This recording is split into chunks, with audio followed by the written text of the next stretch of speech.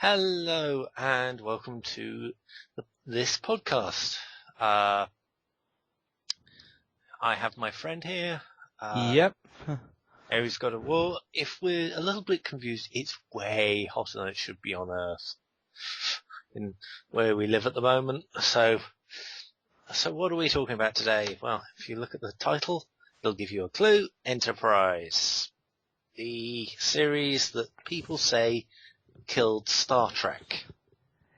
Yeah, which is possibly true, possibly not. I don't believe it did.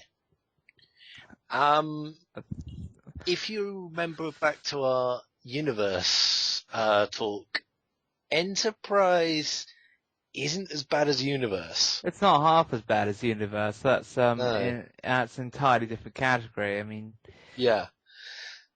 it's from my point of view, it's an entirely different category when a thing is cancelled but nobody notices because they don't care to ask for a year.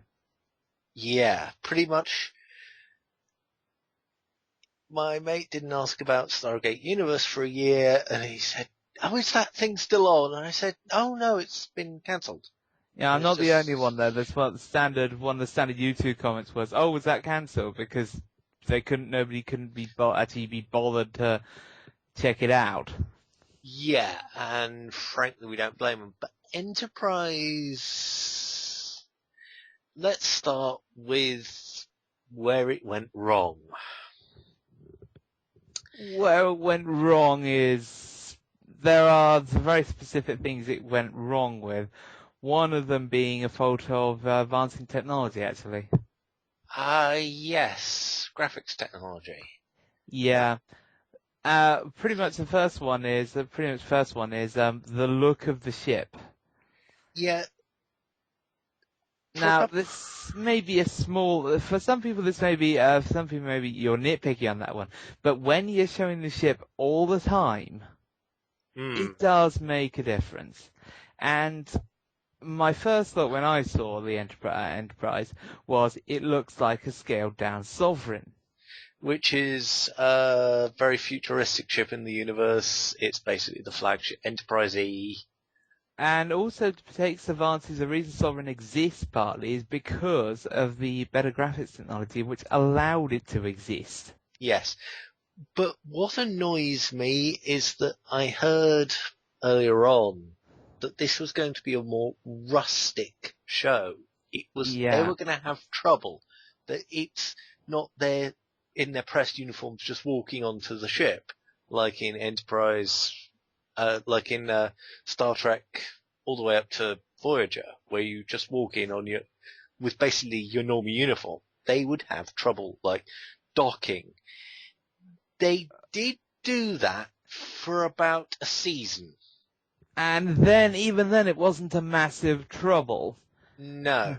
There should have been an example, but it's the entire thing it's not gritty in the fact that they do, for instance, in terms of supply, that is never addressed.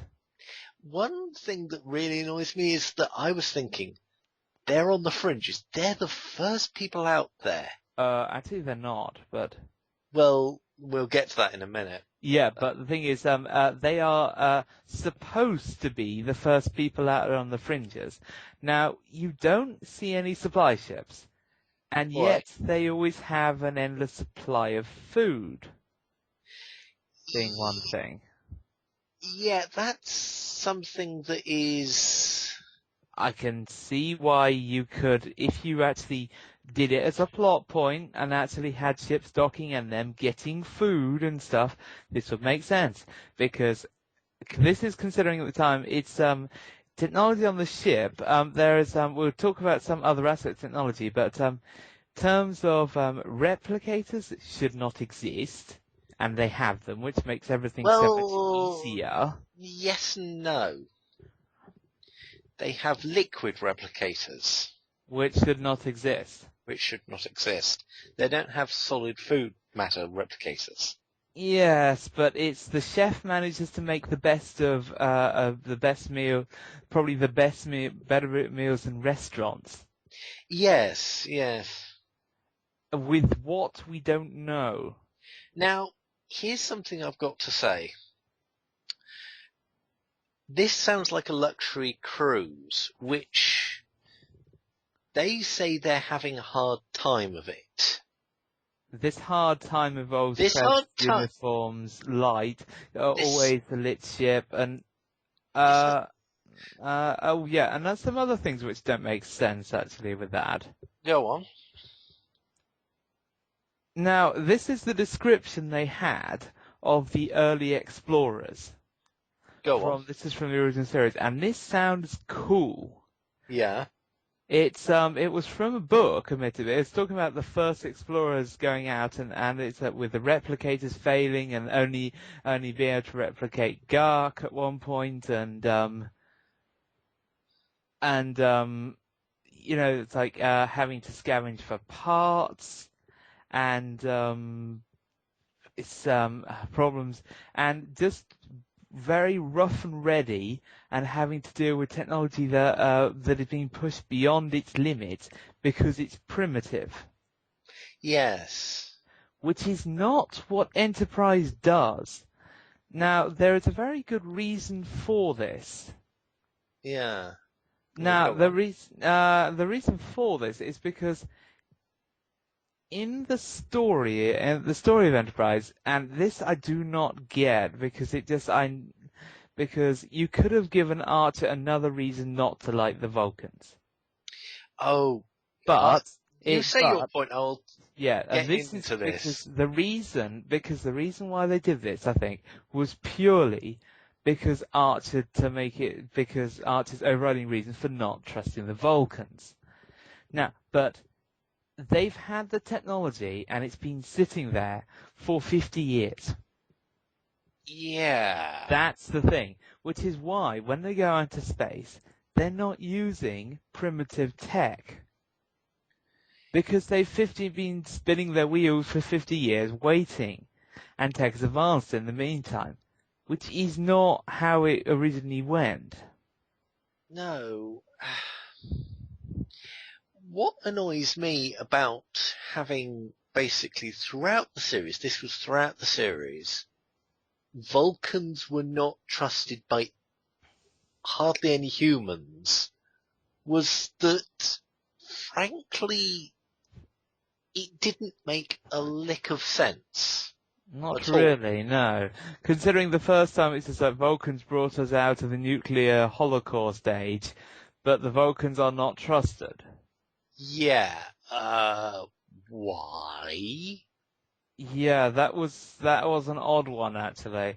Yeah, it's I can understand, and another thing which relates with this whole 50 years thing. Yeah. Which is a real point for me. Go on. In just really like undermining Enterprise's mission every time. They're not the first humans to be anywhere. True. You just get these deep space traders that have been going on at Warp 2 really slow flights, but they've got further. Yes. Like Boomer is saying they're like, well, Boomer's like, well, on my ship we went all the way, we went to Rigel and beyond. Yeah. They have more knowledge than Enterprise does about faces. Literally, yes. They actually have more knowledge. They know about places and languages and species like Nausicans, which Enterprise has to ask the Vulcans about. What? Or the Space Boomer. And the Space Boomer's like, oh yeah, I know them. Now, what really annoys me about Enterprise is that basically in the pilot, it was set up that there was a Cold War. Yes, it was very unfortunate that didn't really pan out properly. No, they seem to just, after the beginning of season 2, it was just left in the dust. And then it was returned briefly for a bit of a plot point, but not really for anything important. No, and frankly, you've got an interesting point there. But also, can I give you another interesting point? They hinted at something in the beginning of season 2, the Romulan Cold War, Romulan Star Empire. Yes, and they did. Every single Star Trek fan went, yes, we are going to get a Romulan war. Which is expected and in the original timeline. Yeah. There were some Romulan episodes and they were good. They were, however, they were not a Romulan war, and also, there was no Klingon war. That was annoying. Yes. It's the problem with how they did most things in that show was some of the storylines were just why? They were sort of very slow, plodding around, not doing very much. Pretty much. There was an off, but it's not. But that's the fault of a fair few of the Star Trek episodes in everything except the original series, which generally doesn't plod. True. But there are episodes that plod in all of them. But the thing is, there's a lot more. If you take 4 seasons of TNG and the 4 seasons we've got of Enterprise, put them side by side, I'd say you find a little more in TNG, but not much. A little more plodding and slow as tar episodes. But TNG is, that's the thing about TNG. TNG's style is a lot more plodding in some cases. And there are some episodes which are purely very kind of... That is true. 80s management thing, with the whole thing where you could say that a lot of the conferences are plodding. Yes, and also, one of the things I did hate about the entire show was that there were things that didn't quite work with the entire show. For instance, all the actors were fine. Oh yeah, there was no actor that was bad. There was no actor that was bad, but there were storyline aspects of like Hoshi and T'Pol not really getting along, and then they got along fine, and then they didn't, and... That was an odd one. That seemed to disappear and then reappear, and when you make the point of actually having that in the first episode... Yeah. Unless you want to follow it up. It was never really followed up. There were some character stuff that I liked, with things like Reed, Archer, all very good character stuff, but there were things that just really sort of like, why? The stuff with Phlox was good. Yeah, Phlox is an interesting one because he actually had, he knew more than they did, which again is another thing where I don't like that. Yeah, and also the Magic Vulcan database. Magic Vulcan database was not good, but there were several characters there. I didn't like the fact that what I wanted to see with Enterprise was a load of people who had no idea. Yes. Going out with basic stuff, like you actually like pretty much think original series and more primitive than that. Yeah. Because they're one of the first people going out with basic stuff, not knowing what they're doing and getting something's right, something's wrong, and generally blundering through. And meeting the races which you know, or which you know about for the first time, and getting things wrong. They did do a couple of good ones, like the Andorians. And that was, the Andorians hating the Vulcans was a callback to the classic Star Trek episode Babel. Yes, it was, but I did feel I think they took that a little too far. I don't think they did. I think there was definite Vulcans don't dislike for no reason. Well, true. And yeah, so I think there was definite things there that they could build on. But that was one of the things that I actually liked in the fact that you had that. Yeah. And also the fact that that's actually one of the few times when they did it properly, I thought, where he'd heard about humans but had never met them. Yes. Now, as opposed to so many other races who had. Can I now get into the third season? The season that really sort of... I think the second season was reasonably good. I don't know. There were some things that in the first and second season there are some big issues I have. There are some big issues, but okay, go through those issues. Okay, some of the issues are the technology they introduce. And at the time doesn't make any sense. Things that make you look at the original series and Scotty's trying to puzzle over how to do something. In Enterprise, they already have a portable force field system. Yes. Which is a very small device, which if you've seen a single episode of the original series where it has the brig, it's just something to laugh at. Oh, well, now what's even worse is I think they screwed up on the first episode even, because... no, it's a pretty big screw up on that one, because original series has bulkheads. Yes. And does not have shields. Enterprise, if they wanted to, they could have had shielding systems. Yeah. They could have quite easily had that and just have gone bling. Yeah, but here is the interesting thing.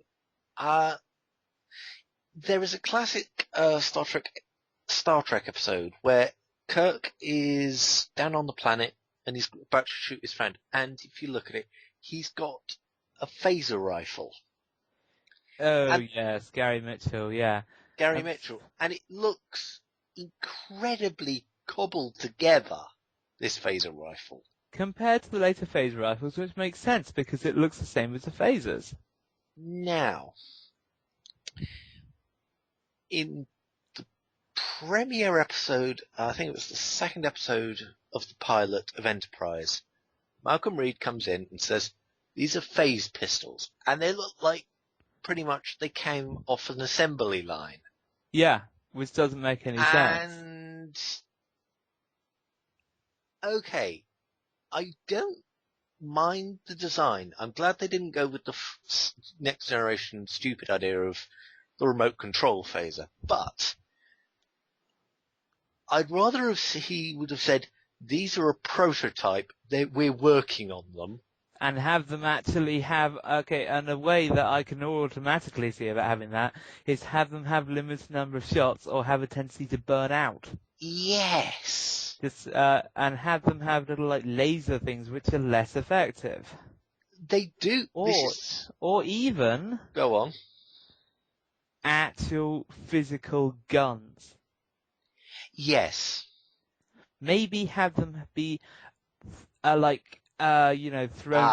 like rail gunned.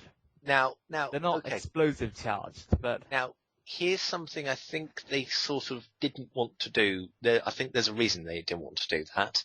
Well, blood guards, yeah. No, there was a Borg episode, if we remember correctly, where the Borg were introduced. Yes. We're going to talk about that in a minute. Is this the whole thing where it would have torn them to shreds?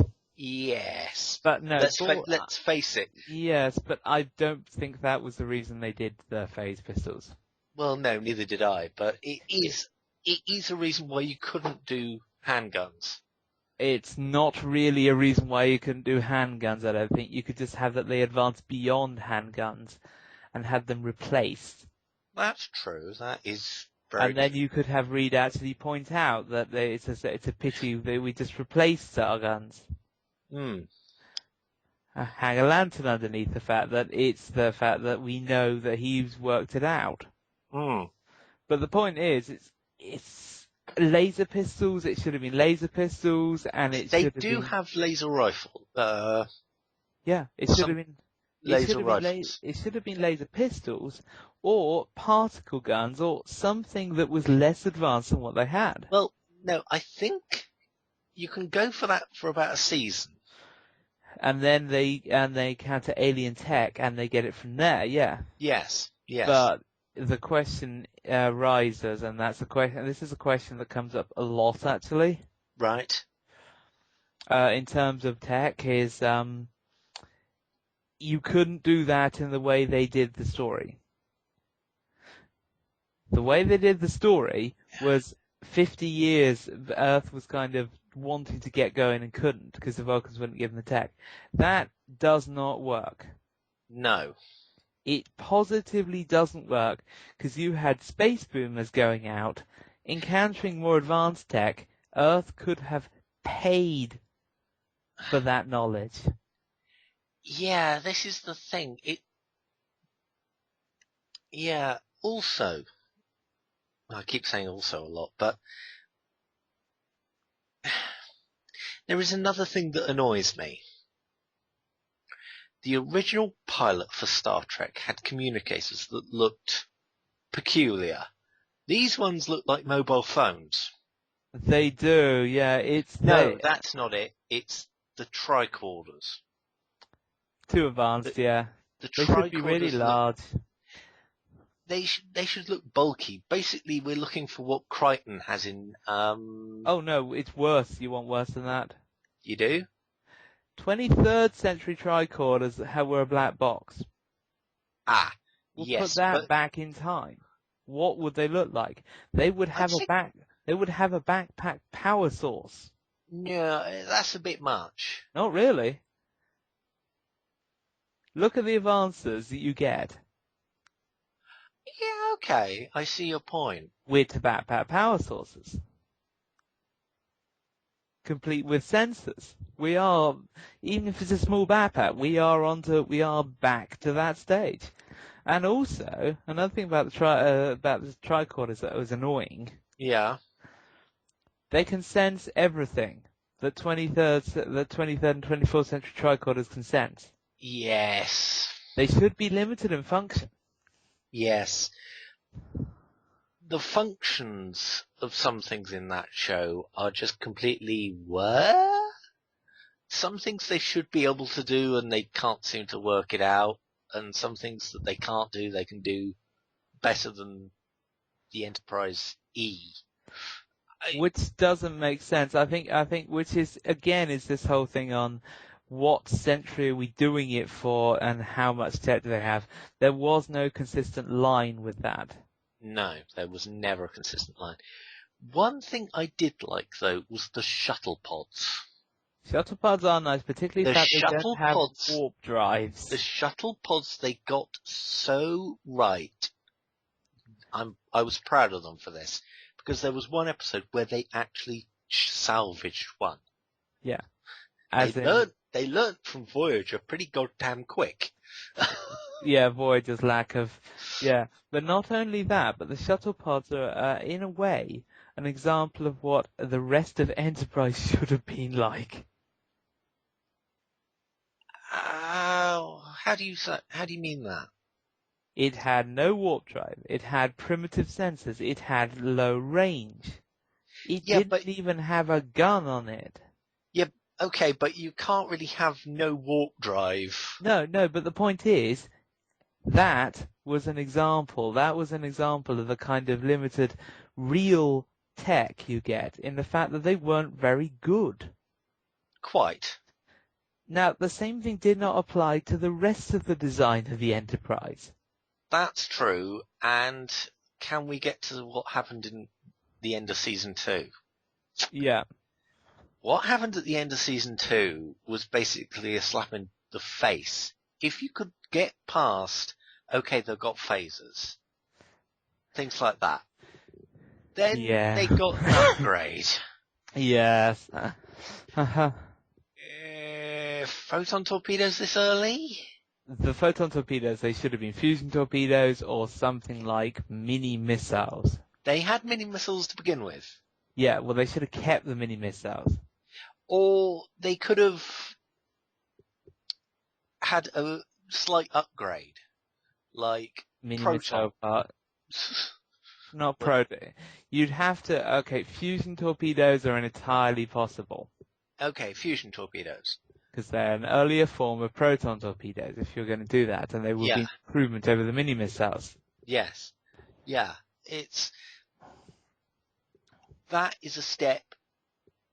It was a step too far for me. I thought, wait a minute. Why photon torpedoes? I think I even remember in the original Star Trek they were the first ship to have them. It was canon that. Yeah, well, if you're talking the original Star Trek, the Enterprise breaks every single rule in the book. Yeah, well. Because the Enterprise 1701 was the first ship to have duotronic computer, the first ship to have. Well, no, it was. No.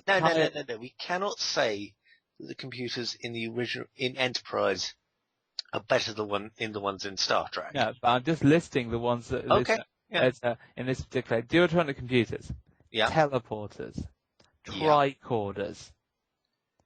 Okay, go on. Antimatter, one-to-one antimatter drive. We can't really not have that on Enterprise. Yes, you can. They had, the earlier ones, the 1701, had a lower ratio, which meant they were less effective and slower. Yeah, what's the max speed of the 1701? Warp 9 point something. The Enterprise is going warp 5. Still has a 1-to-1. Where did you read that? It's a 1-to-1. They never say it isn't. I suppose so, yes. Yeah, I think Tucker said something about that. It's something like 1-to-50 in some of the earlier ones. And that has a big effect in both power and speed. Yes, I've always thought that the Enterprise, the NX, let's call it the NX so we don't get confused.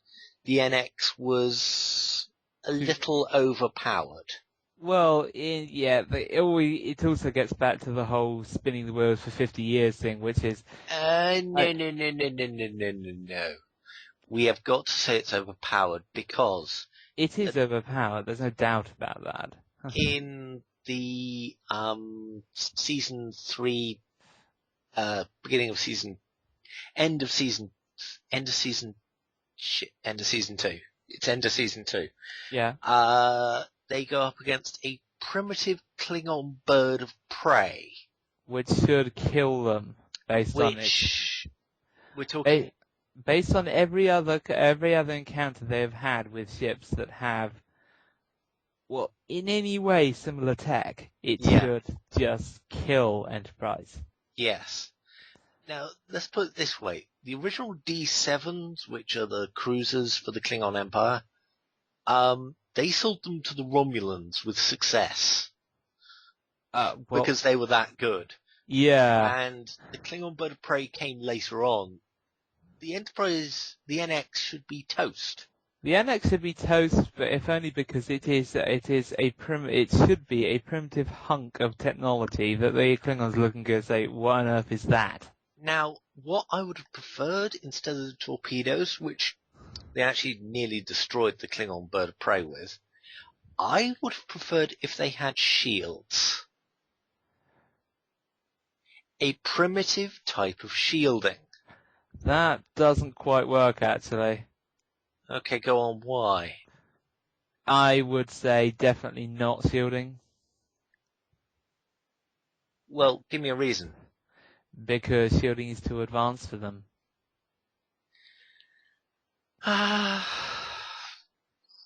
Hull plating should be the massive priority on that one. You should not have shields because shields are too advanced. It drains too much power. Which you have more primitive power sources for that matter. Okay, good point. You got a point there. But if you were going to include shielding, Go you on. would have to, the way to include it would be to say, we're going to have to sacrifice some other system. Like, Captain, do we want to get through there a lot? Well, we could activate the shields. That would mean we couldn't fire the weapons. Yes, I see what you mean. If necessary, have them bolt on a more advanced shielding system, and have them actually say that this shielding system is designed for a ship that has a higher power output than ours. Yeah.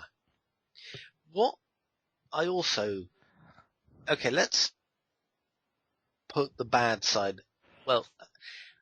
Well, Season 3. I wouldn't say the bad side is out yet, because this is an example, and if you want to know what I think Enterprise should have looked more like, it's called the Marshall class.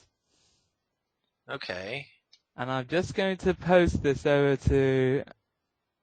there, okay, because this is the Marshall class. Right, I will sort of... Oh dear. It looks like a primitive Federation starship. Yes, I'm with you on that one actually. And this is what I thought of when they said it's an Enterprise. Yes. It's a Marshall class destroyer. It's not that fast. It's not really that good. Yeah. Now, can we also get past one thing that pissed me the hell off? Right from the get-go. Yeah. 5-year mission. Yes. No, I don't think that's true, because the 5-year mission malarkey didn't come in. Okay, we're Star Trek nerds, alright? We are big Star Trek nerds. This is why we're saying this stuff. But the 5-year mission came in with Pike and the original Enterprise. Because they were the first ship that could actually do it, for one thing. They're the first ship that was big enough. There was enough bases. Crucially enough, had enough food. Yes. They actually have food replicators of a primitive sort. Yeah. No, actually, no. There's food storage, but there is a way. But it's what they make of the food. There is a mention of some kind of technological upgrade which allowed them to stay out for longer. Yes. What annoys me even more is that the Prime Directive didn't exist. It came in after Klingon failed first contact at the start of the war. But the Klingon failed first... Well, it wasn't a failed first contact. Let's get that started. It caused a war? Well, no. In the show. Yeah, it caused a war. Not in the show. No, really. No. In Enterprise, it didn't cause anything. Not in Enterprise. In the original series, it's official. It caused a war. In the Enterprise, in Star Trek canon, in the original canon, yeah, it caused a war. To the point where you have, they actually say about the early explorers, that's early Starfleet, wearing brown. They actually say this in TNG as well, which I think that's where they fall over. They didn't abandon that, yeah. But there's a whole thing where, early Starfleet made mistakes. Yes. And they, in another officially registered thing, they actually said, yeah, this is how it is. You have, Klingons, you have, Deep Space Nine mentions it. Mm-hmm. Go on. In the official book, Deep Space Nine book, which they all said was fine. Yeah. On that one, you had Worf fighting in what he thought was Valhalla, effectively. Yeah. It's a Sto-Vo-Kor. Yeah. and there were humans, and he paused, but he only pauses for a sec because they wear the brown thing of early uniforms, and that in the first war, after the Star Trek first contact. Yeah. Emphasis on the whole, so it's really in there. What annoys me... and then he slaughters them without any problem, showing just how bad that first contact is. Yes, it's just like, they're Starfleet. Oh yeah, but they're early Starfleet with first contact. Hacks them away gladly. Worf's the Starfleet officer. They really messed up. Yeah. What? But anything else that you want to go on for the bad of the show? Yes, actually, there are several things. Okay, go on. Meeting of racers at wrong times. Wait, no, let's... Ferengi is the most obvious example. No. That's not the most egregious example. Borg actually isn't, because nobody recognizes the Borg for what they are in earlier times. Oh, yeah? You want to bet? Well... Here's the thing. Okay. Okay, you've got, that big ship under the Antarctic. You mean nobody ever notices it, or in Next Generation and comments on it? Yeah. And the Borg just come out and it's a surprise. It's like, who are these guys? Yeah. It is a good point, actually, but the Borg are not seen as a threat, as the threat that they are. This should be in the history archives as... Yes, it should, yeah. There was a thing at the end of the actual episode saying there was a message sent from the Borg. Hang on, let's put this in the archives as, oh shit, let's keep your guard up. At this date, we might get invaded by something that we don't know what to call them, but... Yeah, we actually have. There is no knowledge based on that, and there is no mention of, And, okay, now, Star Trek fans knew where that ship came from. Yes, every single Star Trek fan. Oh, they made it clear. They made it clear. Crystal. And the ship was destroyed. Yeah, there should have been more records. It should have been like, wow, there's a species called the Borg. We've never seen them before, or know anything about them. You kind of should, but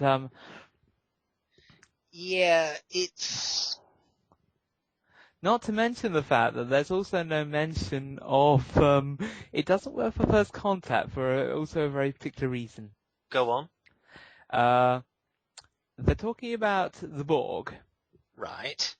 And they say about Zephyr Cochrane saying about cybernetic creatures from the past and all that stuff. Yeah, from the future, but go on. From the future that went into the past, which is their present. And they said, well, Zephyr Cochrane also made a load of stuff up. But then you had the incident with Enterprise where you actually encounter Borg and fight them. Yes. Which pretty much says, yeah, they exist, and what all the Zephyr Cochrane said was true, and there was a starship that was crashed. Yes. And despite that, in First Contact, they're like, wow, we're over Earth. This is a real surprise. Yeah. Also, one thing that annoys me is how long since is it about 50 years since First Contact? It is supposed to be about 50 years from First Contact, which is wrong.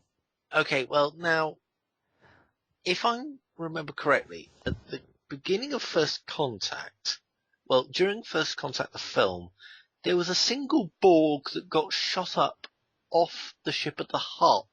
Off the hull. Yes, but it would have burned up. Alright, okay. I know, there was a whole thing with Hawk floating there, going, no, all that time. Yeah, okay.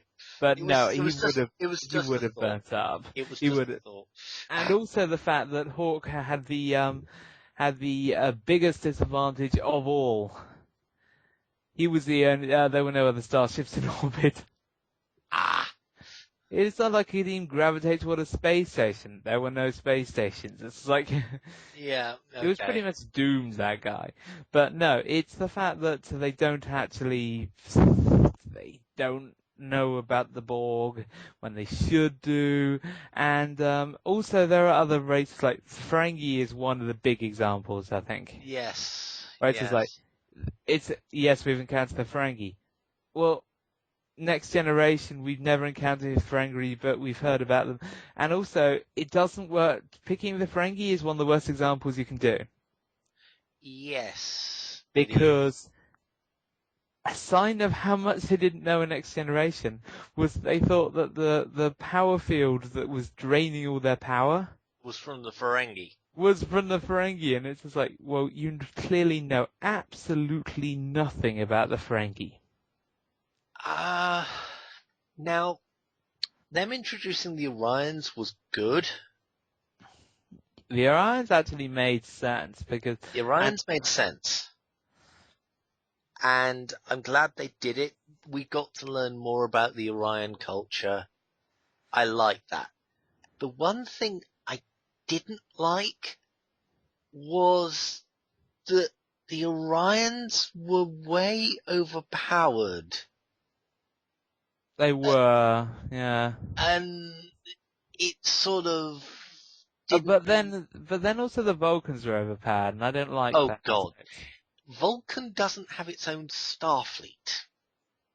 No, it shouldn't do. Well, actually it did in the original series. It did, and that made a lot of sense. That's true. Because the first meeting of the Vulcans and the humans was on equal terms. Yeah. I hope this is recording. I have no idea. The first thing was on equal terms. That's the thing. When actually it was a Vulcan ship damaged and it was saved by a human vessel. But they took it back, and they took them back to Vulcan. That's the first contact, not the other one. But what? I think they did another race, a classic race. I am so glad they did this. Well, they did two classic races justice that we rarely got to see. This was thanks to the Mirror Universe, which is another thing that we'll get onto in a minute. Tholians. Tholians actually got pretty good coverage in the original series. They also had more coverage in this as well. Yeah, they got they got a classic episode in the original series, and they got a really good one in this, in Enterprise. And, several actually. Gorn. No, Tholians were in 2 episodes. No, only one. No, remember Tholians won the factions that wanted the 29th century ship? No, I meant the original Enterprise. Oh, in the original Enterprise, yes. The original Star Trek. The original Star Trek. It was only one episode in the original Star Trek. We got 2 episodes in Enterprise. Yes, we did, that's right. Which was very good. They also did a good bit of justice to the Gorn. They did, actually, They didn't show us any of the ships, but they showed us a Gorn and did him really well. It was a proper Gorn, yeah. It was a proper Gorn, and I'm proud that they did that. I think they deserve props. They did the Mirror Universe justice as well. Yes. They did the Mirror Universe so much justice. They didn't bullshit it like DS9 did. Yeah, so DS9's one is, DS9 is one for an entirely separate, potentially you can have an entirely separate conversation about that because we have enough opinions about it. Oh, I have a funny feeling you want to do a podcast about that. That's fine. If you want to do a podcast about that, just tell me when you want to do it and I'll be there for you.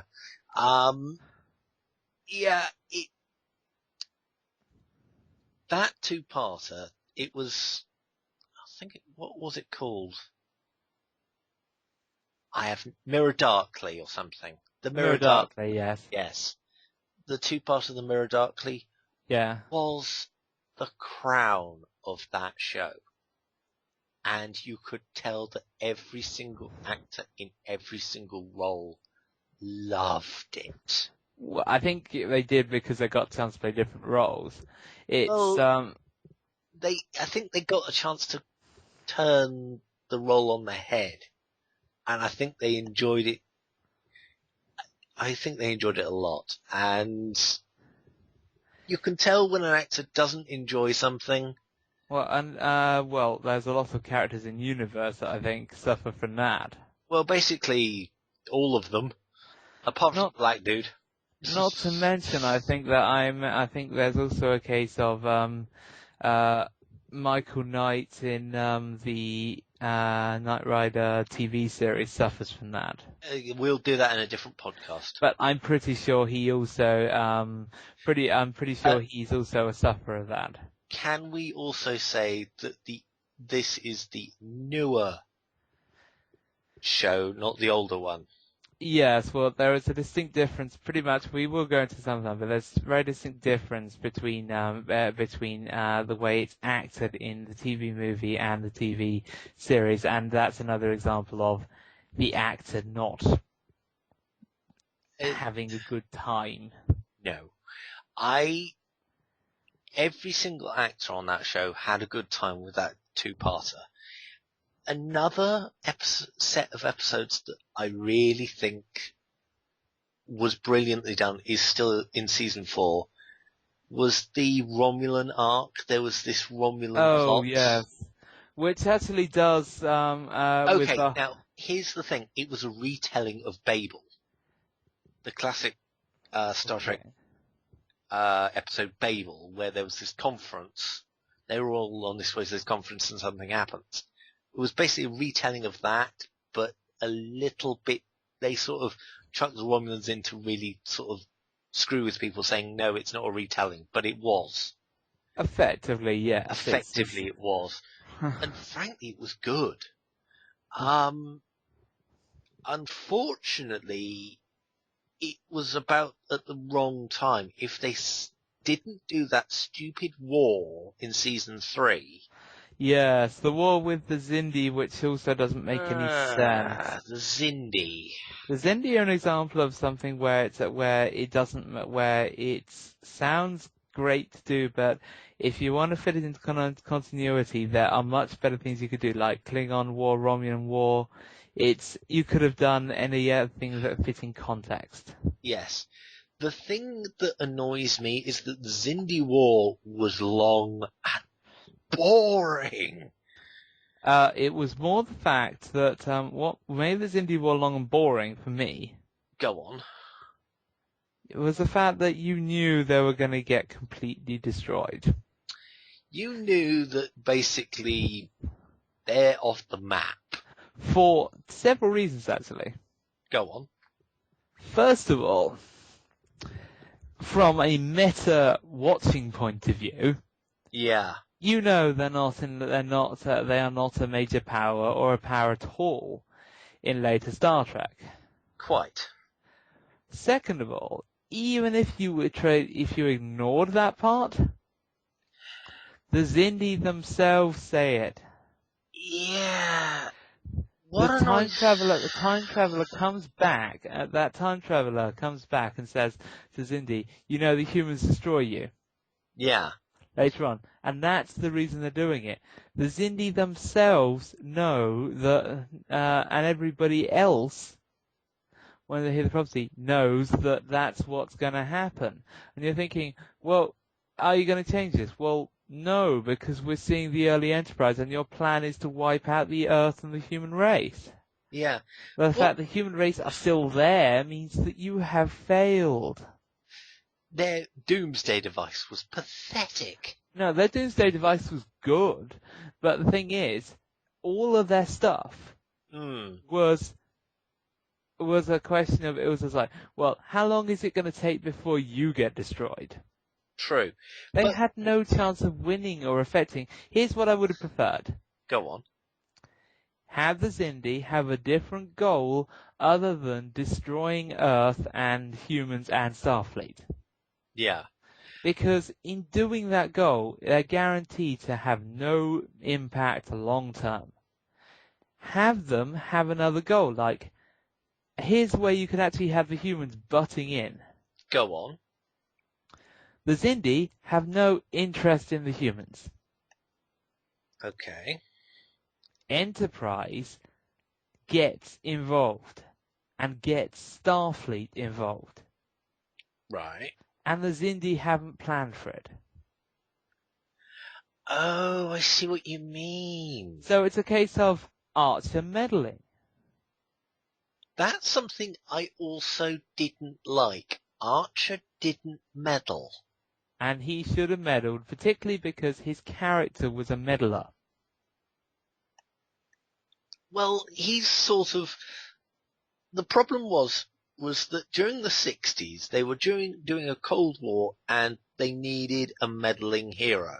Oh no, but the thing is, yes, that's true. They did need a meddling hero because he was the one setting things to right that were not being set to right in the real world. Quite, but they should have had the same sort of idea. Well, they should actually, have had it worse. Actually, forget. You don't need it even for the time. Go it's on. Because Archer has a huge chip on his shoulder and has been jumping at the bit all this time. True. He should be a super meddler based on that, because he's like, I have been wanting to go for, 10 years? I think it was about 5, but... 5 years worse. he wanted to go, but he watched his father being denied going by the Vulcans, and he should have been meddling everywhere. What interests me even more with why Archer he's a good captain. He's better than Janeway, for God's sakes. He's got balls. She's just got something that isn't balls, and it's not what a female anatomy should have. It's just a lump of clay that doesn't really do anything. Pretty much. Apart from annoy everybody in the Star Trek fandoms. Yeah. Archer, for one thing, here's the one thing I don't like about that, actually. Go on. Okay. Pretty much, Archer was way too lenient on the Vulcans in terms of their policy. True. He should have been going at every point, just been like, no, I'm going to do what I want. What I would have liked to have seen, he could have been like he was, but I would have want to have seen him go completely off the wall on a Vulcan ship. Basically going, screw you guys, we've got to do this our way. Leave us the fuck alone. Except it's the whole thing, except that apparently he couldn't because of the supply situation, which I don't get. The one thing they brought up supplies was when the Vulcans were supplying the ship. I don't remember that episode, but go on. Pretty much, at one point he makes some comment about how it's good thing the Vulcans are here because we need something. Oh, that. Yeah. It seems to imply that the Vulcans were supplying them up with other stuff. Yeah. What also sort of irritates me a bit was that sometimes you sort of think, wait a minute, why do you need... the crew, most of the crew, some of the crew are very expendable, but some of them... The crew stays the same size. Despite the fact they get no reinforcements and they get people killed. Yes. Yeah. With Voyager, you sort of knew that the crew was slightly smaller. Oh yeah, they actually said what the crew was. Yeah. Because it sort of, the corridors actually felt less occupied. I don't know if this was intentional. I think it was intentional. Yeah. Because they lost a lot of people and they didn't get the full number back. Yeah. And they practically said that was the reason why they could carry on going. Yeah. Because they didn't have a full crew complement. If they had, then they would have run out of food all the time. Yeah. Which is another thing. Now, can we also say... Which is actually another thing as well, actually. Well, no. Can I just say one thing? Thank God there was no Neelix character. There was no character that I thought was worthless. That's true. Phlox, I originally thought might be that, but he wasn't. But even the dog had a point. Yeah. It's possible that the chef was like that, but we never encountered the chef, so we don't know. When we even actually encounter the chef, it's more, frankly, he's a just normal bloke, so... Yeah. Though he's a bloke that can work miracles, apparently, because it does lead to another thing. Go on. They only have liquid replicators. They don't stop for food. And they are not stripping everything of its mineral components. Right. So how are they eating? That was actually explained. They don't have solid food replicators. That was actually explained, Rob. Okay, what do they do? There was an episode where Trip got asked a question by a school kid. I remember that, however, he was talking about his uniform. No, he wasn't. Okay. He was talking about food. And they said it was recycled? Yes. Everything. Well, that also doesn't work. Okay, go on, I want to... You can't recycle everything and carry on without taking food. Taking on food. No, the way they said it, you could. You can't recycle everything? Rob, do you realise what I'm talking about? They said they were recycling their own feces. I do, but still, it doesn't. That doesn't allow that. That's going to cause problems, and you need to take on more stuff. Yeah, so they can't really let the Vulcans not be there. And... Well, it's more the fact that they can't. It's if you go by that logic alone, and if every time anybody comes on board, it's just like you can't eat. That's true. It's just like, what do you mean I can't eat? Well, no. We have a self-sufficient system right here. Well, no. You eat. You can eat, but you gotta shit. You gotta give us receipts. Yeah, effectively. It is the whole hitchhiker thing. You have to do that because otherwise you're taking away things from our nutrient chain and not bringing it back. And, oh no, we don't replenish that. Yeah, I never thought of that. It's just like a group of refugees come along and it's just like, no, we can eat, you can't.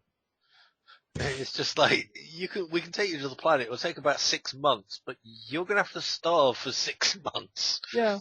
You can't, it doesn't work, yeah. Or you're gonna have to eat, but you're gonna have to take every single shit you can. Yeah, not to mention the fact that they use the same, that if they recycle all the stuff, that's where a lot of their uniforms come from and stuff like that. That's true. So, in the end, it doesn't work. And here's another thing I would have wanted to see. Go on. Them actually mending their uniforms. Have a tailor. Yes. Don't have it simply, it comes from a machine. Yes, I'm with you on that one, actually. That would have been more authentic, more... When they were in trouble, they sort of did that, but it wasn't quite as good as I wanted. Yeah, because this is like, it's what you had. You just kind of get the impression. It's one of those things where in Enterprise they're trying to show you every room, right? Yeah. So where was the room with all the uniforms set up? I have no idea. Because What? you actually see at various points damage to uniforms, don't you? Yeah, you do. What I do find a little more interesting, though, is that equipment. Oh, yes. It comes back to the parts. Yeah. The amount of parts that they use and everything like that. And, yeah. And also they mention a lack of parts. A couple of points in the Xindi thing, they mention a lack of parts. When they're really stuck on their own, they do mention a lack of parts, but they're on their own a lot of time, yeah. They're on their own a lot of time, but it's incredible what they can do. It's incredible what they can do, considering that the fact that it's one thing, it's that they are using quite primitive stuff. This sort of it's holding a middle finger up to Voyager a little. Well, yeah, because unfortunately Voyager can put the middle finger right back. Because Voyager, oh yeah, really? absolutely. Because Voyager, at various points, is talking about having to get food, having to get parts. Voyager, despite its inaccuracies, talks about it more. Yeah, but here's the thing. The Year of Hell, basically... Yeah, Year of Hell, they talk about it. True, but here's the interesting... During the Year of Hell, it's like, we're not going to be able to save this, this, or this, and it's just like, Tucker goes, oh, that's simple to do. Give me something hard. And that's actually the problem. Yes. The real problem is the fact that if Voyager, with its shuttlecraft thing, has managed to be better at you when you should be having real problems. I mean, for one thing, you should have his annoying thing I don't like. Yeah. They didn't have to hodgepodge systems. Yes. I wanted that because that would actually be how it would be. Now, I know this is silly. I know they'd never do this, but I wanted them to be sort of, okay, you could be clean and reasonably efficient in the first season. Alright? Yes, because they just left Space Dock. They just left. And they have parts and stuff like that. But right. Then, season 2 rocks up. Well, I would say gradually in season 1 you would have references to we have run out of this part. Yeah, okay, season 1 we've run out of this part, but we can make do. Yeah. Then I think you want to get to the stage where it's Kaylee from Firefly. Not exactly Kaylee from Firefly, but you need to have them actually integrating alien parts and talking and getting a deal and having Tucker just look and go, I can do this, but it's going to be difficult. Yeah. They didn't, the chance they had to do that, they didn't do that during the Xindi season. Which was annoying. Which was a pain. Oh, can we also get to something else? Yeah. Makos. They pissed me the fuck off. Makos were an odd one because Makos, their role was they were doubling up with the security who knew the ship more. They were doubling up the security, but the Makos were pretty much cannon fodder. They were, actually, and the Makos, and also the fact that Reed had every reason to be annoyed because it's like, you're doing my job. There was no need for two teams. No, there was never a need for two teams. And I don't know. I can see why. And also, another thing, the Makos were real letdown for one other reason. Go on. Okay. What would be an ideal story for Makos, considering they are directly from Earth Starfleet? And Archer has been flying out beyond there for quite a while by that point. Go on, what? One of them is working for Section 31, maybe more than one. Actually, there's something I'm going to say about that, but yeah? There was an episode which was heavily hinted in Season 4 as Section 31. Yes, but was that the Makos? No. That's the unfortunate part, because I thought that, you could have it that Starfleet Command is the whole thing where Archer has been away for so long, he's effectively setting the rules and setting how things are going to be for centuries to come. And, one of the reasons the Makos are assigned, that although the Archer doesn't know this, is because to keep an eye on him. That's true. But here is more of an interesting point. They sort of slit what are they? Section 31 in the last season as a bit of a nod to the fans, and the episode was rubbish. I watched it and was like, really? You're gonna slip that in? And, really?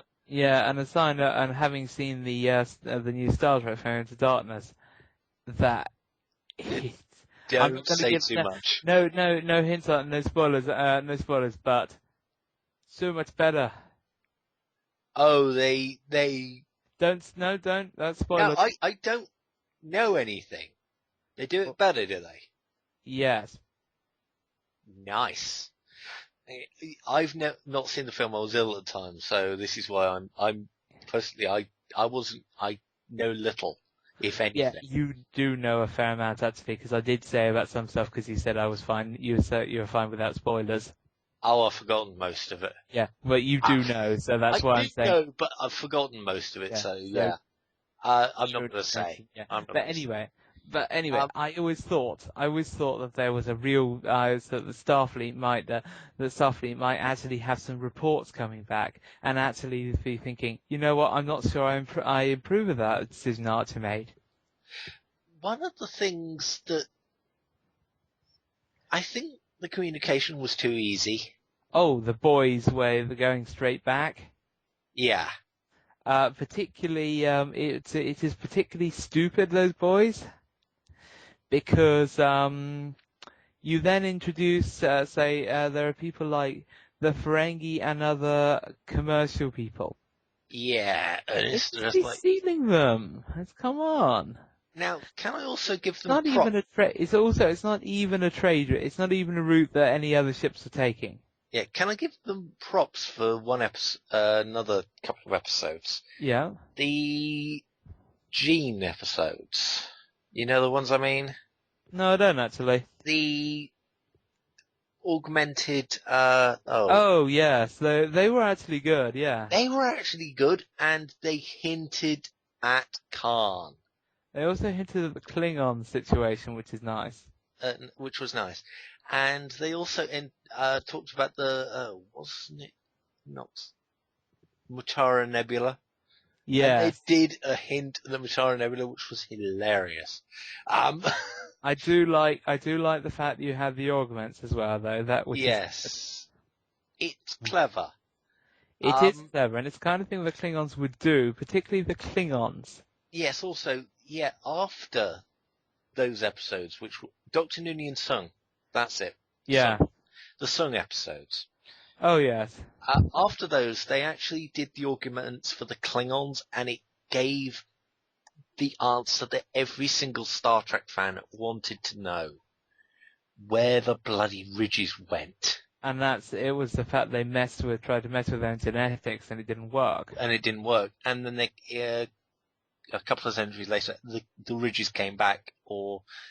Yes, because they actually worked with Actually, what annoys me is that they had something saying you could have ridge replacements, and that's sort of like, no, don't say that.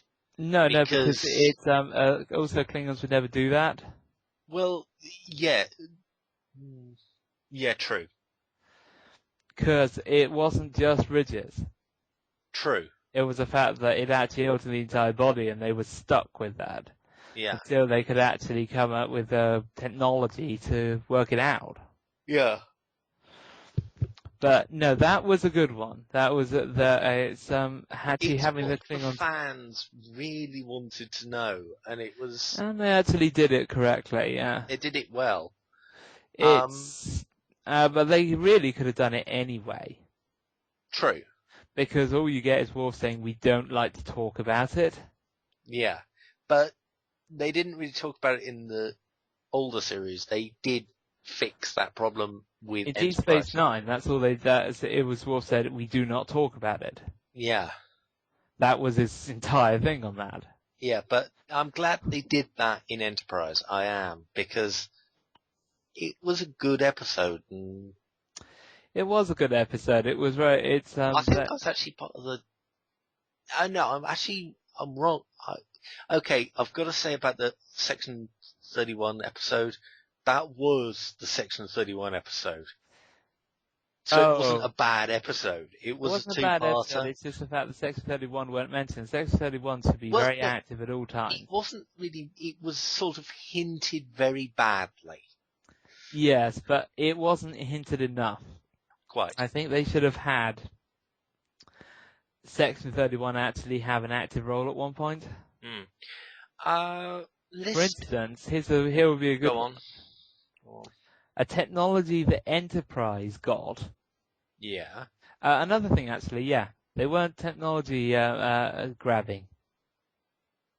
They should have been.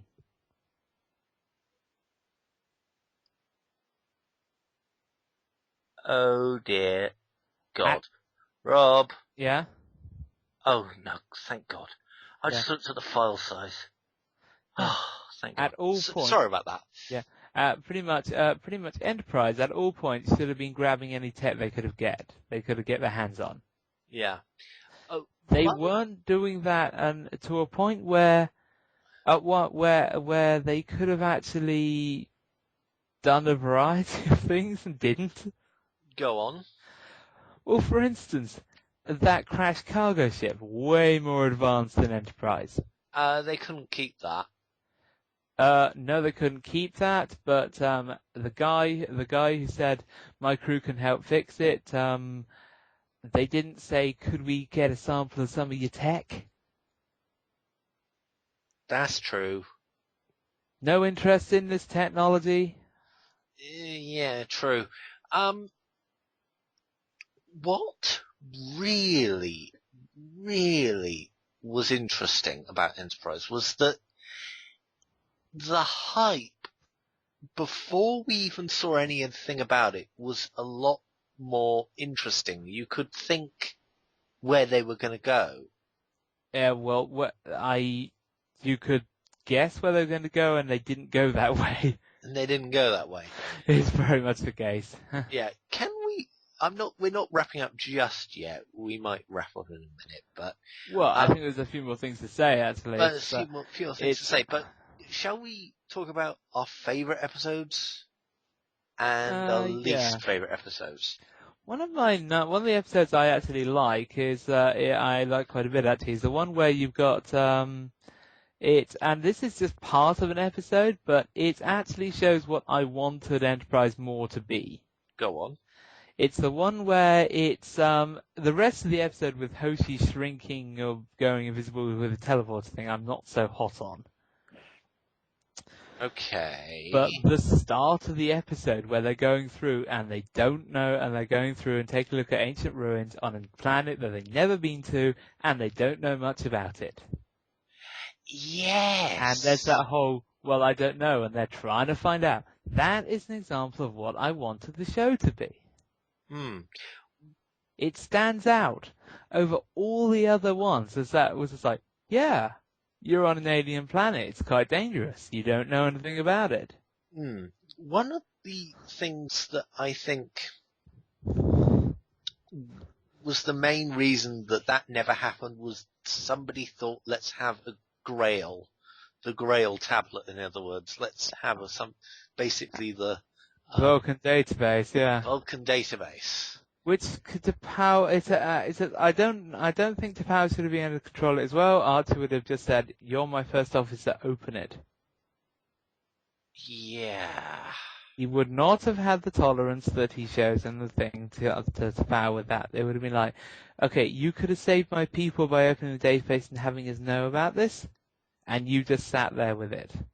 Yeah. That's not happening again. That is the way it would have worked. One of the things I think that they missed the trick on was having Archer get angry. He doesn't get angry, which is a problem. But, well, let's put it this way. Picard, Kirk, Sisko, and, oh my god, I don't want to even think about what the hell would happen Janeway. Janeway gets angry. Gets angry. Janeway gets angry quite a bit at a very point. But Kirk does as well, actually, but that's normally for a very good reason. Archer doesn't, and Archer keeps cool quite a lot, which I don't mind to a certain extent. It's he can get angry, but he doesn't get angry as much as he should have. Well, a lot of the time it should be just frustration because. But. And another thing that's frustrating as well. Go on. And this is something that I actually find to be quite hilarious. Go on. Now, Enterprise gets photon torpedoes and phasers. Yeah. But the ionized hull remains a strong defense. This is a big issue for me. Because later on in Voyager, you have them ionizing the hull to go into the atmosphere. And that was just to evade sensors. And it's just like, well, that's fine. Ionized hull would work fine against pulse, would work very well against lasers and pulses and things of that type. That grade of weaponry. When you start introducing photon torpedoes and phasers, you wonder why every ship in Starfleet isn't ionizing their hull all the time. Well, or loudly proclaiming it. I mean, it may be standard procedure to ionize their hull.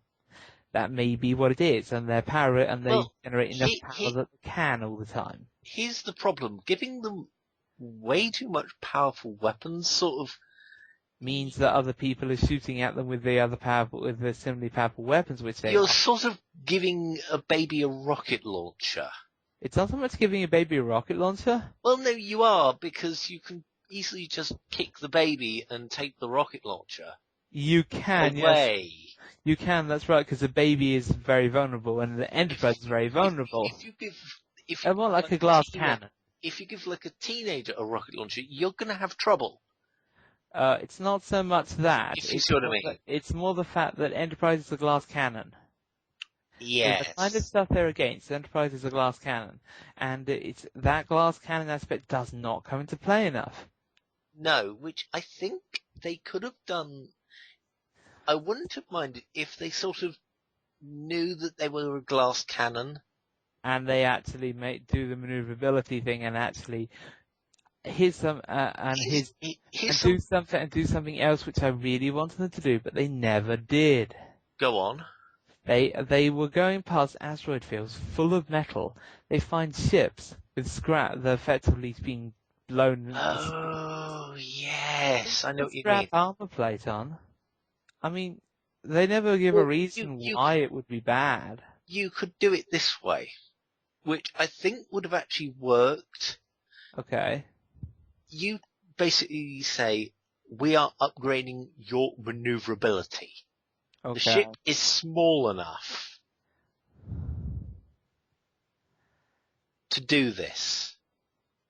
You're getting better armor plating, better structural rigidity. Yeah. And you're becoming faster. Make it into a...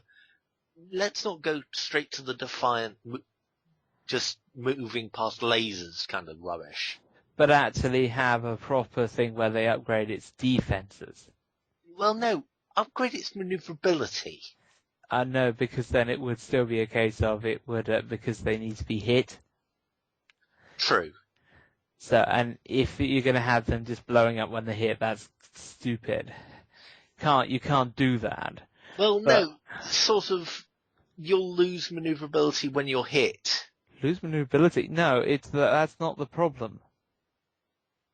The problem is, if you don't increase the defense and you have them going around toting phasers. Yeah, that's true. And photon torpedoes, it's like, yeah, well that photon torpedo is going to go straight through your hull. Yeah. Completely. It's going to say, ionization on the hull? What does that mean to me? Nothing. No, that's true. That's true. And they're fighting opponents to do that. So unless they want to actually have them to have a major upgrade at some point, you've got the glass cannon aspect is a one hit you're dead aspect. Quite. What else? And the Enterprise isn't that small. No, I suppose not really. And also, where do they get the repairs from? I can sort of see them doing most of them themselves. Except that there are times when they said they cannot do them themselves. They sort of fudge it. There is one incident that is hilarious in my view, where they basically find a starbase. Yes, the starbase that's alive. Yes. Yeah, that one. That was a weird episode. Yeah, you know what was weird about it? What? Again, they didn't steal the tech. Well, they blew the damn place up. But what I think was No. Well, no, they blew the damn place up, but they didn't stick around to see any. At the end of the episode, it was rebuilding itself. It's not just it's the fact that it rebuilt itself. Yeah. They get on the station. Yeah. They have how much time while it's being repaired? 48 hours. Okay, well, what would you do if you encountered something that was more advanced than the more advanced tech than yourselves? Scan the hell out of it. That's true. How often do you get opportunities to just scan and make complete virtual copies of stuff? That is very true. They had actual replicators, so it would be like I'd sort of like chain 6 tricorders together and go, like, we are going to scan the shit out of this. Exactly. It was just like, it's just like, even if the thing says no, it's going to be like, we're going to give you the money. It's just like, the thing would not say no. We want this. The thing would not say no. It would be like, I'm repairing you.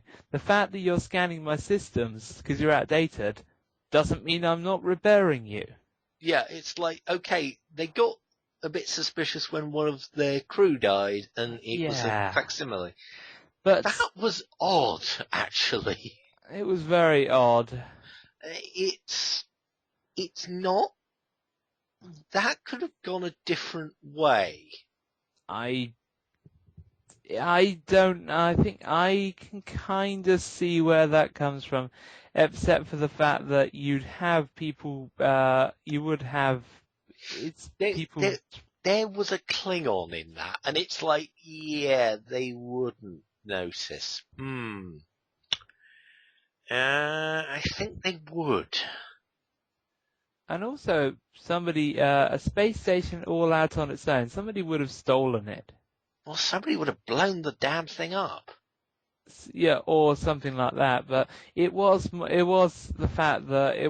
partly the fact they actually encountered this thing and they did not try and negotiate with it for parts and things like that.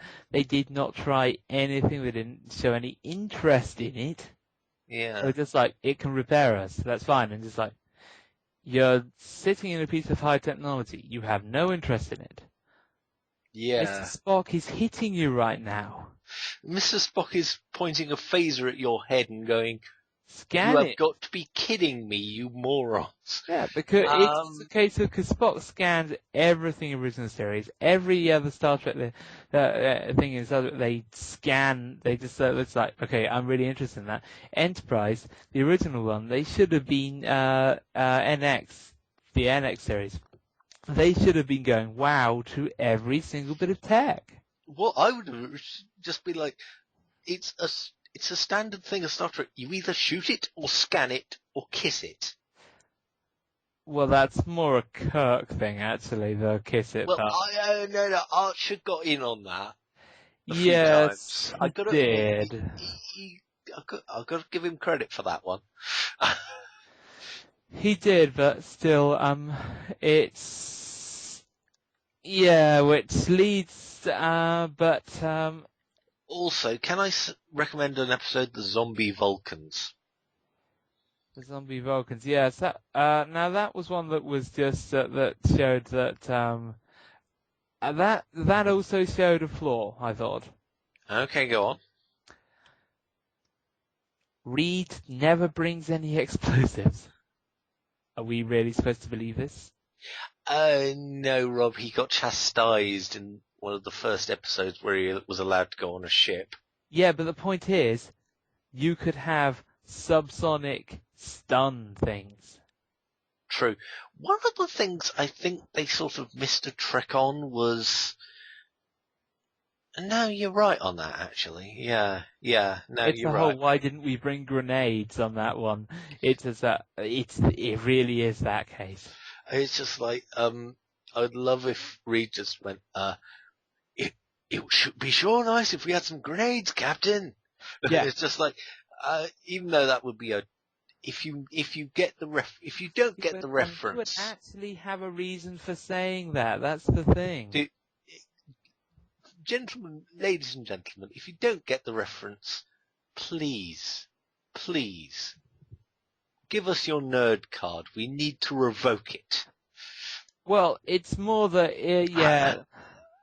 Let's just say it's more the case that I just actually, it doesn't work.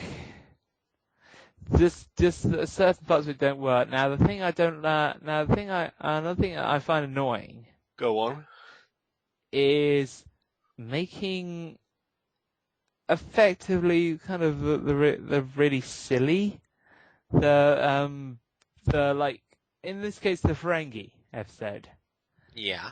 They go round in circles when they have tricorders that are more advanced than Enterprises. Yeah. They fell for that. The tricorder should have said, "Hey dummy, you're going in a circle." Yeah, true. But these are the people who had a massacre for no real reason. And also the people who in the original series actually took the crew out with electro whips.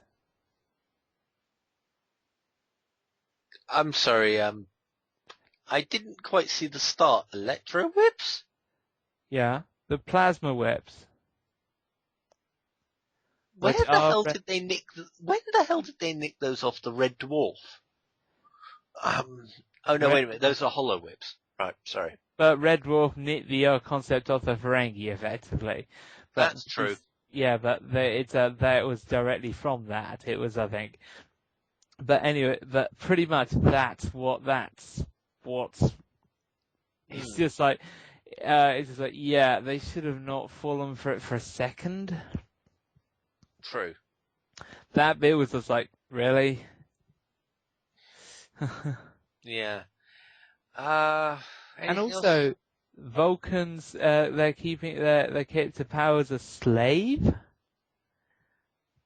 Have you seen Joanna Blocks? Have you seen that actress? And I would keep her as a slave.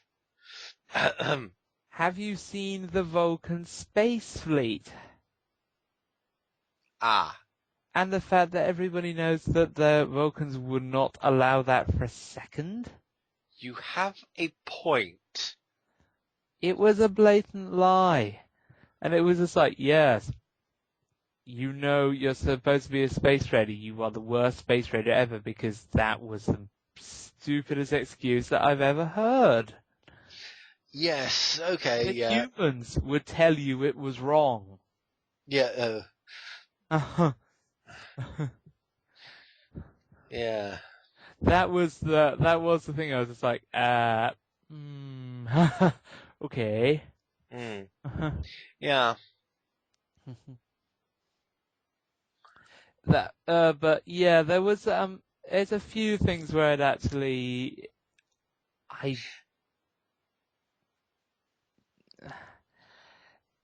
there are things which appear where you just don't, which if it was an isolated show on its own, it would not show up. The fact that you deliberately put it there and they get it wrong. And here's the annoying thing. The executive producer, what did he produce? TNG, DS9, Voyager. He produced all 4 of the show. Well, basically, including Enterprise, all 4 of the shows.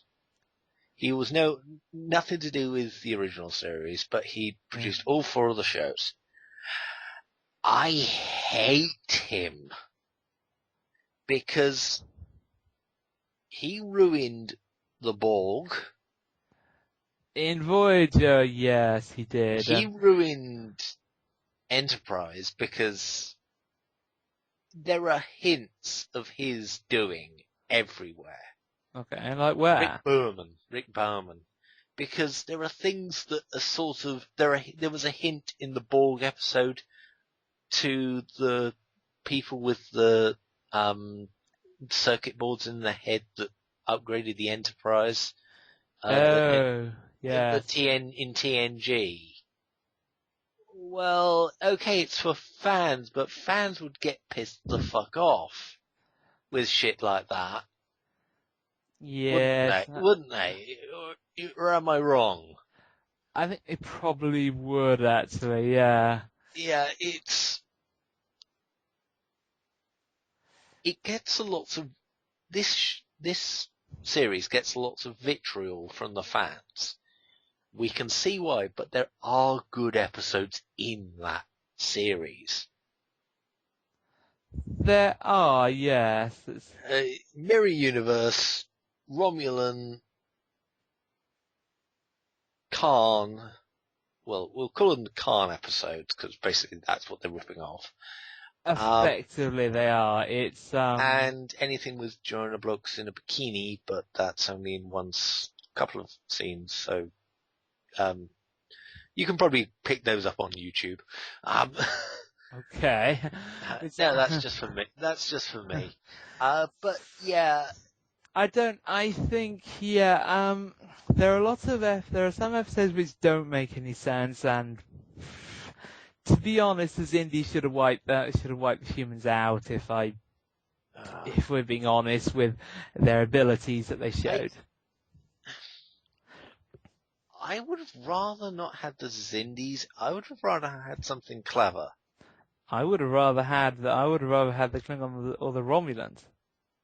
The Romulan War was hinted, and then the end of the series, and it was like, we'll watch it if you promise us the Romulan War. Actually, the problem is that the Klingon War should have already happened. Forget about the Klingon War, Rob. No, not. I wouldn't say not. We haven't seen a full Klingon War. Actually, yeah. Against Starfleet, we have never seen that, and that's really annoying.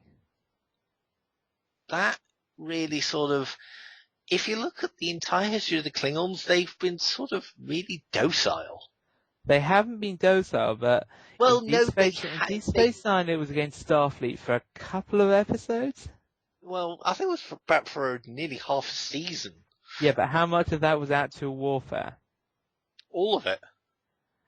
They weren't always going out in... Yeah? For nearly half a season, the Klingons were pissed. Yes, they were, but still, it wasn't. The Dominion War was a way longer. They basically invaded Cardassia for half a season. Yes, they did, but that wasn't fighting Federation an awful lot. Yeah, it was actually. A lot of the time they were dividing their efforts between Cardassia and Federation. No, they invaded the Cardassia. They had a stronghold in Cardassia. Yes. They were fighting the Federation. They were, yes, they were. That's right. But still, it was one of the defining points in the war was Sisko mentioning to Garak about this stuff. That's not really the Federation going all out war with the Klingons. We can talk about this another time. But it pretty much, I was waiting for that Klingon war because you had the first Klingon encounter, and it went too well. Yeah. Every single first encounter was just like, this is going to cause war. And then the Klingons is like, no, we're fine. We're going to go off with holographic technology. Okay. This is going to cause a war, this next one. No. That we actually made an ally, really. It was almost that bad. Yes, I can see where you're coming from with that. Yes. None of it was just really, I was just sort of thinking, okay, well, at some point you really got to mess up. And it's just like, no, you're not messing up. This is a real problem. The show, people say that Enterprise has killed the Star Trek franchise in TV terms. And I think hell no. They are wrong in that because it did update the start of the franchise, and you see elements of Enterprise in the new Star Trek films. and I've got to say this is just my theory, alright? It might not be yours, Rob, but the Enterprise show, Kirk in the new films is in the same universe. Am I wrong? As Archer, are you saying? Same universe as Archer? No, don't think so. Okay, give me a reason.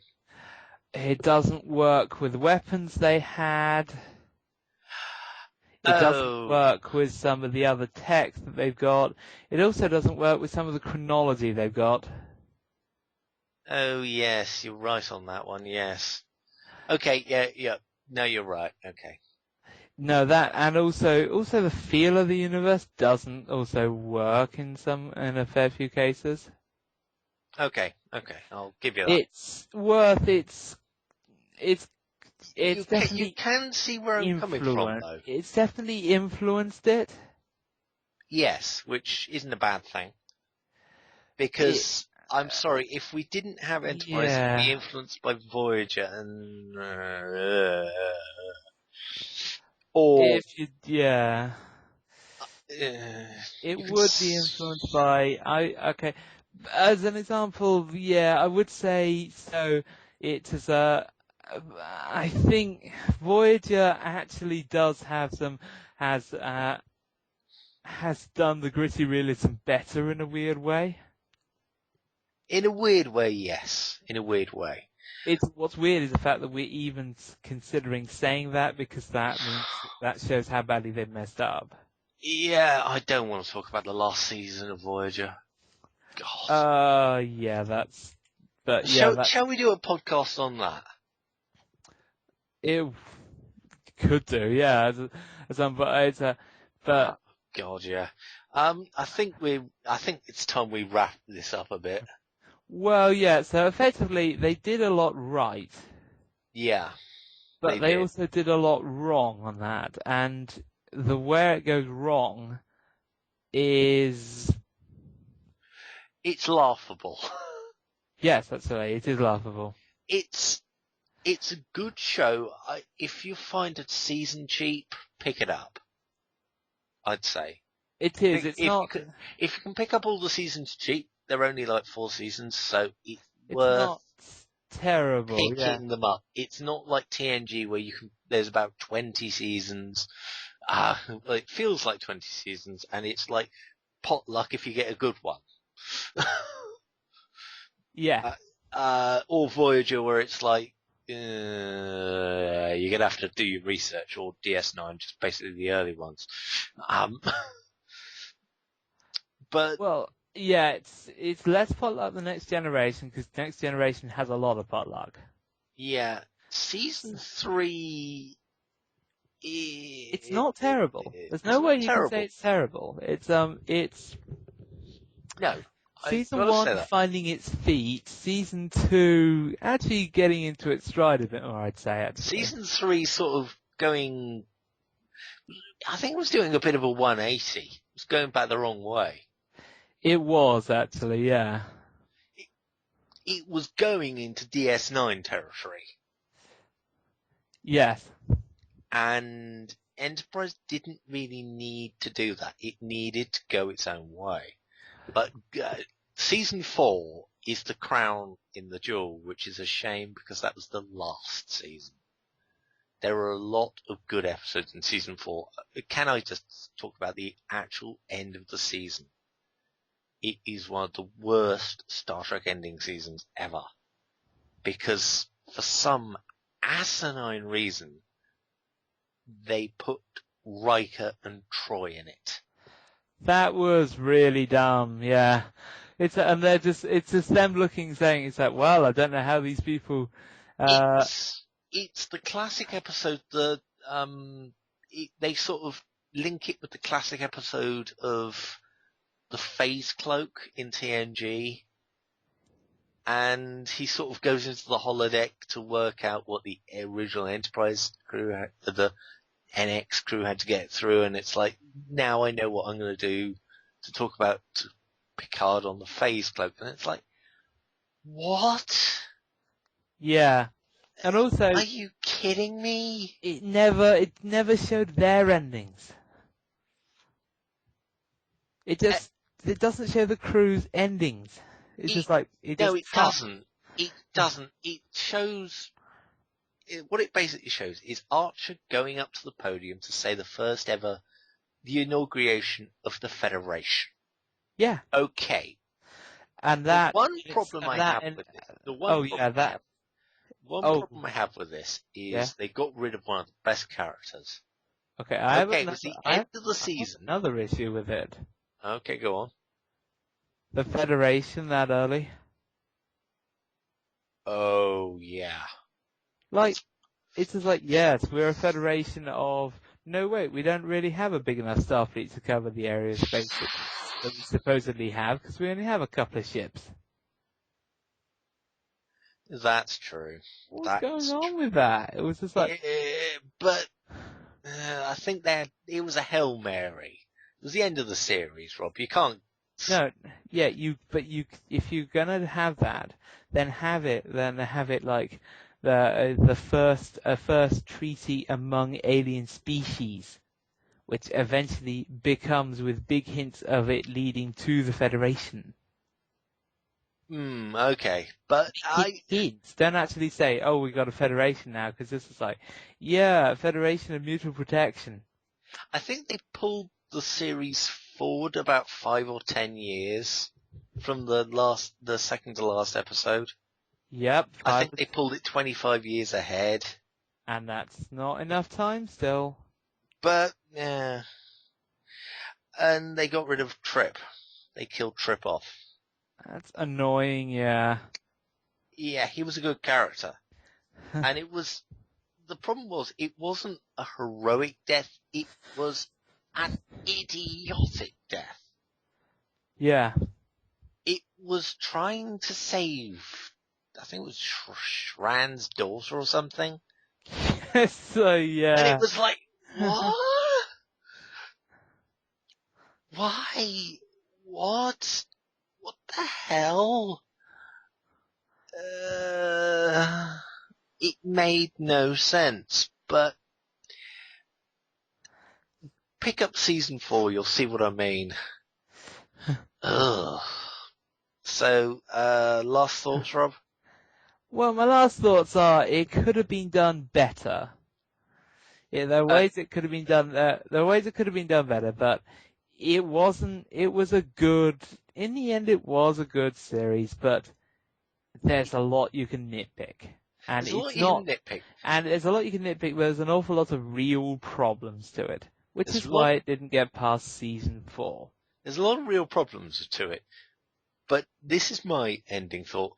But at least it's not bloody Stargate Universe. Yes, because people actually register. The main difference I can see between Star Trek, Enterprise, and Universe is actually they registered a complaint. I think there was genuine debate about the whole did it go before its time, and people wanting it back and things like that. People think it did. As do I. Because of getting its stride and everything, yeah. It was getting there, and with Stargate Universe, nobody gave a toss. Well, nobody.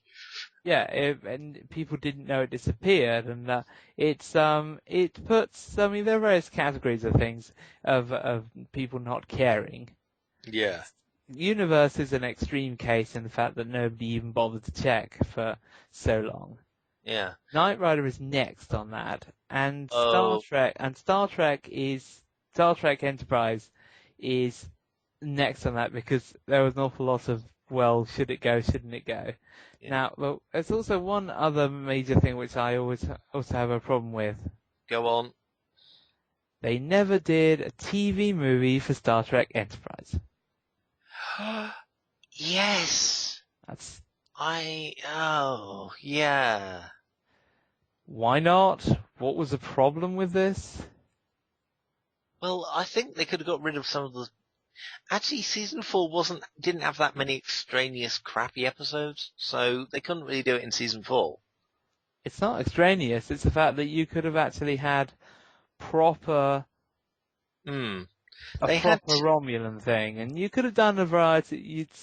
There's a variety of things where it could have been there. Yeah, it could have been. Thanks for listening to this. We're going to be doing more podcasts. These are fun. Thanks for taking a look. Yeah, and so try it, but you know the flaws. Yeah, you know the flaws. Thanks for listening. Bye. Bye.